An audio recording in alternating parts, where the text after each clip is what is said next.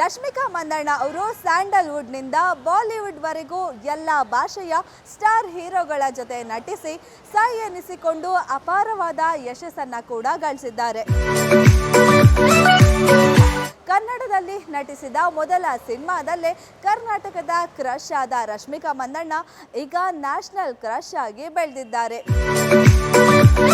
ಹಾಗಾಗಿ ಅಭಿಮಾನಿಗಳಿಗೆ ಈಗ ರಶ್ಮಿಕಾ ಮಂದಣ್ಣ ಅವರು ಸಿಹಿ ಸುದ್ದಿ ಕೊಟ್ಟಿದ್ದಾರೆ. Guarantee guarantee guarantee. ಇದು ಗ್ಯಾರಂಟಿ ನ್ಯೂಸ್. ನಾನು ಧನುಶ್ರೀ. ರಶ್ಮಿಕಾ ಮಂದಣ್ಣ ಅವರು ಸ್ಯಾಂಡಲ್ವುಡ್ನಿಂದ ಬಾಲಿವುಡ್ವರೆಗೂ ಎಲ್ಲ ಭಾಷೆಯ ಸ್ಟಾರ್ ಹೀರೋಗಳ ಜೊತೆ ನಟಿಸಿ ಸೈ ಎನಿಸಿಕೊಂಡು ಅಪಾರವಾದ ಯಶಸ್ಸನ್ನು ಕೂಡ ಗಳಿಸಿದ್ದಾರೆ. ಜೊತೆಗೆ ದೊಡ್ಡ ಮಟ್ಟದಲ್ಲಿ ಅಭಿಮಾನಿಗಳನ್ನು ಕೂಡ ಹೊಂದಿದ್ದಾರೆ. ಕನ್ನಡದಲ್ಲಿ ನಟಿಸಿದ ಮೊದಲ ಸಿನಿಮಾದಲ್ಲೇ ಕರ್ನಾಟಕದ ಕ್ರಶ್ ಆದ ರಶ್ಮಿಕಾ ಮಂದಣ್ಣ ಈಗ ನ್ಯಾಷನಲ್ ಕ್ರಶ್ ಆಗಿ ಬೆಳೆದಿದ್ದಾರೆ. ಇವರ ಸಿನಿಮಾಗಳಿಗೆ ಅಭಿಮಾನಿಗಳು ಕಾಯ್ತಾ ಇರ್ತಾರೆ. ಹಾಗಾಗಿ ಅಭಿಮಾನಿಗಳಿಗೆ ಈಗ ರಶ್ಮಿಕಾ ಮಂದಣ್ಣ ಅವರು ಸಿಹಿ ಸುದ್ದಿ ಕೊಟ್ಟಿದ್ದಾರೆ. ಮುಂದಿನ 10 ತಿಂಗಳಲ್ಲಿ ಅವರ 5 ಸಿನಿಮಾಗಳು ಬಿಡುಗಡೆಗೆ ತಯಾರಾಗಿದೆ.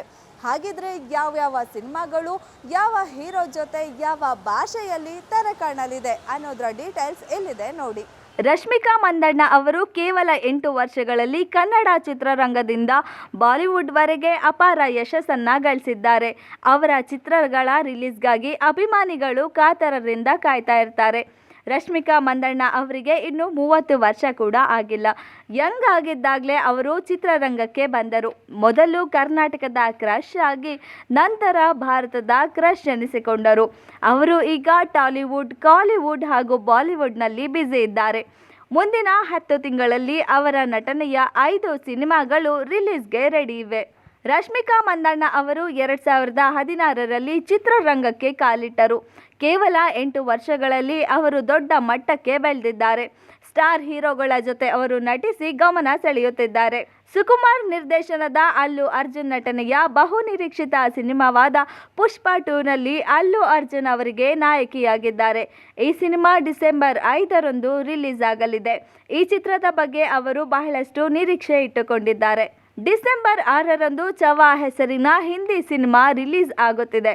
ಇದರಲ್ಲಿ ಅವರು ಪವರ್ಫುಲ್ ಪಾತ್ರ ಮಾಡುತ್ತಿದ್ದಾರೆ. ಛತ್ರಪತಿ ಶಿವಾಜಿ ಪುತ್ರ ಸಾಂಬಾಜಿ ಅವರ ಪತ್ನಿ ಪಾತ್ರದಲ್ಲಿ ರಶ್ಮಿಕಾ ಕಾಣಿಸಿಕೊಳ್ಳುತ್ತಿದ್ದಾರೆ. ಈ ಸಿನಿಮಾದಲ್ಲಿ ವಿಕ್ಕಿ ಕೌಶಲ್ ಅವರೊಂದಿಗೆ ತೆರೆ ಹಂಚಿಕೊಂಡಿದ್ದಾರೆ. ಸದ್ಯ ಪುಷ್ಪ 2 ಜೊತೆಗಿನ ಕ್ಲಾಶ್ ತಪ್ಪಿಸಿಕೊಳ್ಳಲು ಇದರ ರಿಲೀಸ್ ಡೇಟ್ ಮುಂದಕ್ಕೆ ಹೋಗಲಾಗುತ್ತಿದೆ ಎನ್ನಲಾಗಿದೆ. ದಿ ಗರ್ಲ್ ಫ್ರೆಂಡ್ ಹೆಸರಿನ ಸಿನಿಮಾದಲ್ಲಿ ನಟಿಸುತ್ತಿದ್ದಾರೆ. ರಾಹುಲ್ ರವಿಚಂದ್ರನ್ ಈ ಚಿತ್ರದ ನಿರ್ದೇಶನ ಮಾಡಿದ್ದಾರೆ. ಈ ಚಿತ್ರದ ಕತೆ ಸಂಪೂರ್ಣವಾಗಿ ರಶ್ಮಿಕಾ ಮೇಲೆಯೇ ಸಾಗಲಿದೆ. ಈ ಚಿತ್ರ ಮುಂದಿನ ಬೇಸಿಗೆಯಲ್ಲಿ ರಿಲೀಸ್ ಆಗುವ ಸಾಧ್ಯತೆ ಇದೆ.